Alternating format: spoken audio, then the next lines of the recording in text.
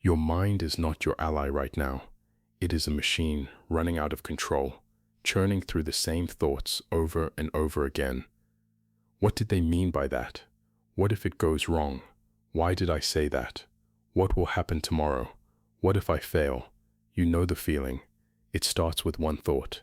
Then that thought breeds another, then another, and before you know it, you are trapped in a loop, replaying conversations, rehearsing disasters that haven't happened, analyzing every possible outcome of situations you cannot control. This is overthinking, and it is one of the most destructive habits of the modern mind.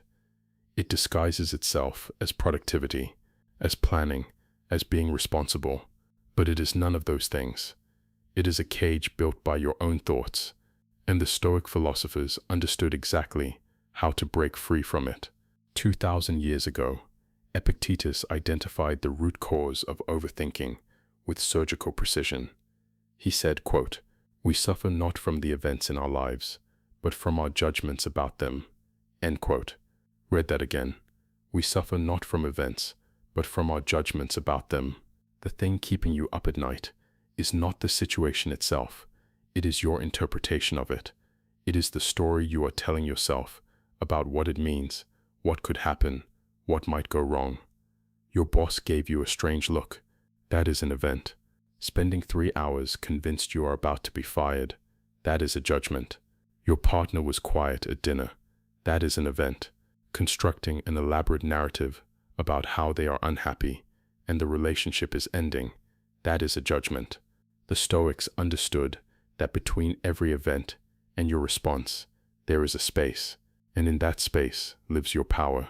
The power to choose how you interpret what happens to you. Overthinking is what happens when you surrender that power, when you let your mind run wild with judgments, assumptions, and projections that have no basis in reality. Marcus Aurelius observed something remarkable about the human mind. He wrote, quote, "The soul becomes dyed with the color of its thoughts." End quote. Your brain is not overthinking because something is wrong with you. It is overthinking because that is what brains do. The human mind evolved to anticipate threats, to scan the horizon for danger, to imagine worst-case scenarios so you could prepare for them. 10,000 years ago, this was useful. If you heard a rustling in the bushes, imagining a predator could save your life. But today, there are no predators in the bushes. The threats are emails, social media comments, performance reviews, and text messages that end with a period instead of an exclamation mark. Your ancient threat detection system is running on modern problems, and it is completely overwhelmed. It treats every uncertainty as a potential disaster, every ambiguous social signal as a possible rejection, every unresolved situation as an existential crisis. The Stoics did not have the language of neuroscience, but they understood this perfectly. They knew that the mind, left unattended, will always drift toward fear, toward catastrophe, toward the worst possible interpretation of events. Epictetus offered the single most powerful antidote to overthinking ever articulated. He said, quote, "Some things are within our power, while others are not. Within our power are opinion, motivation, desire, aversion, and in a word, whatever is of our own doing. Not within our power are our body, our property, reputation, office, and in a word, whatever is not of our own doing." End quote. This is the dichotomy of control, and it is the nuclear weapon against overthinking. Here is how it works. Take the thing you are overthinking about right now, the thing that has been circling in your mind for days, maybe weeks. Now ask yourself one simple question. Can I control this? If yes, then stop thinking about it and take action. Make the call, send the email, have the conversation, do the work. Thinking is not a substitute for doing. If no, then let it go, completely, not partially, not after one more cycle of worry, completely, because spending mental energy on things you cannot control is the definition of insanity. It changes nothing about the situation and destroys everything about your peace.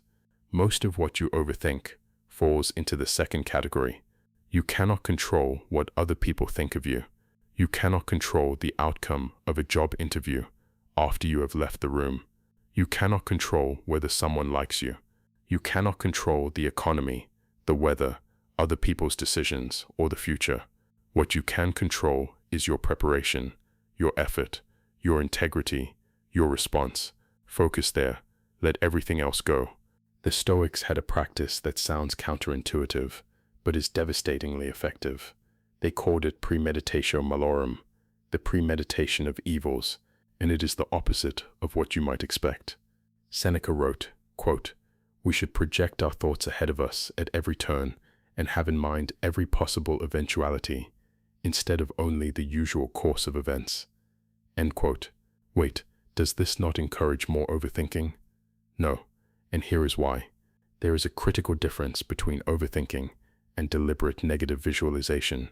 Overthinking is uncontrolled, repetitive, and emotionally charged.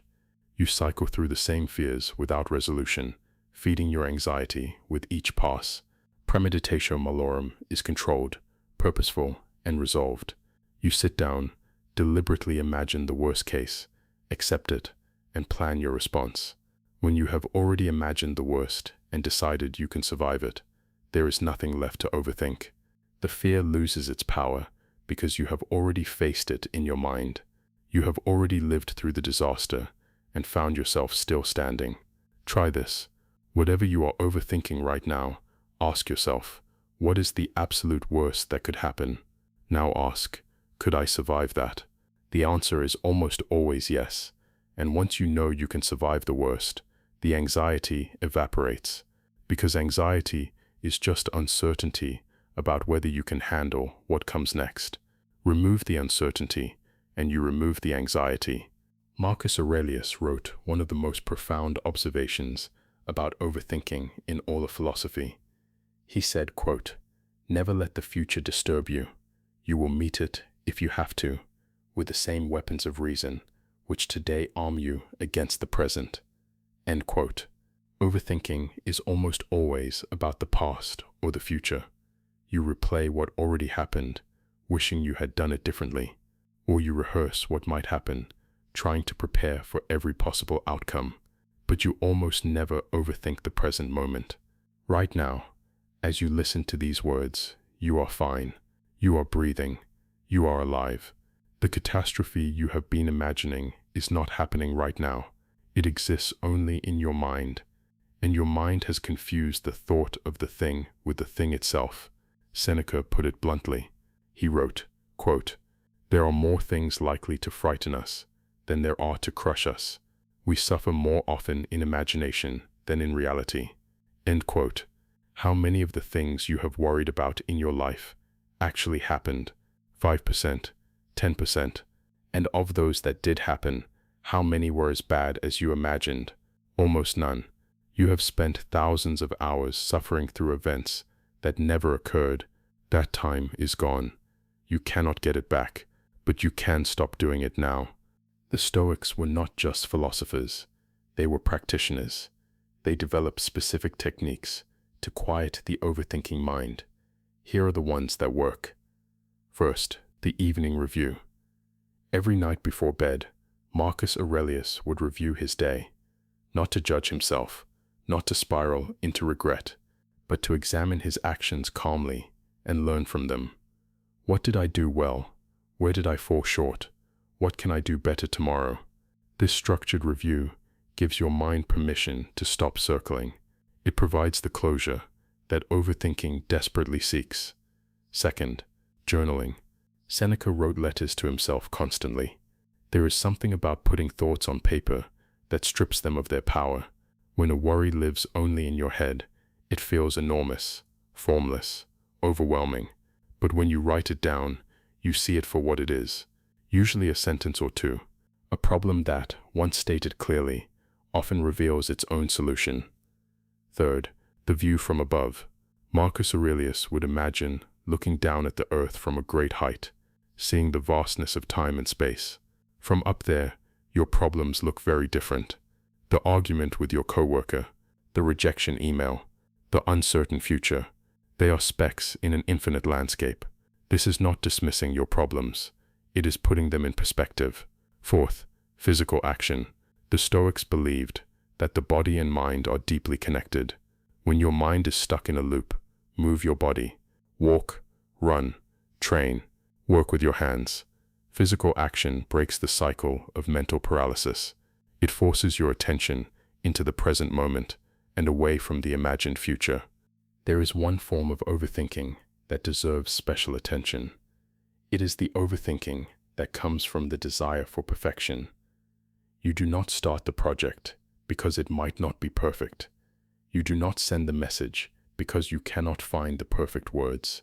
You do not make the decision because you are waiting for perfect information, and so you do nothing, paralyzed by the gap between what is and what you think should be. Marcus Aurelius addressed this directly. He wrote, quote, "Do not indulge in dreams of having what you have not, but reckon up the chief of the blessings you do possess, and then thankfully remember how you would crave them if they were not yours." End quote. The Stoic antidote to perfectionism is simple. Good enough is good enough. Done is better than perfect. Action, even imperfect action, is infinitely better than perfect inaction. Seneca was even more direct. He said, quote, "While we wait for life, life passes." End quote. Every moment you spend perfecting your plan is a moment you are not executing it. Every hour you spend analyzing every possible outcome is an hour you are not creating the actual outcome. The world does not reward perfect thinkers. It rewards imperfect doers. Your mind will always generate thoughts. That is its nature. The goal is not to stop thinking. The goal is to stop being controlled by your thinking. Epictetus taught his students that they are not their thoughts. They are the awareness behind the thoughts, the observer, the one who can watch a thought arise, examine it, and choose whether to engage with it or let it pass. The next time you catch yourself in the loop, remember this. You are not your anxiety. You are not your worst-case scenario. You are not the endless stream of what-ifs running through your mind. You are the one who notices them. Apply the dichotomy of control. Can I change this? Then act. Can I not change this? Then release it. Practice premeditatio malorum. Face the worst deliberately and find that you can survive it. Stay in the present moment where life actually happens.